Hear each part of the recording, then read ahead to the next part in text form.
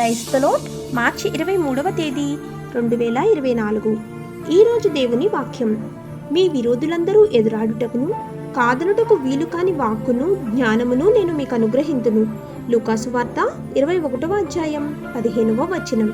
ప్రియమైన సహోదరి సహోదరులారా, దేవుడు ఇచ్చినవి శ్రేష్టముగా ఉండును. ఒకడు తనకు కలిగిన జ్ఞానమంతటితో ఈ లోకంలో డబ్బు సంపాదించవచ్చును, విలాసవంతమైన జీవితము పొందుకొనవచ్చు, సంతోషం మాత్రం పొందుకొనజాలడు. మన యొక్క జీవిత ధ్యేయం మనకు తెలిసిన దినమున మనము వేటికి ప్రాధాన్యత ఇవ్వవలనో తెలుస్తుంది.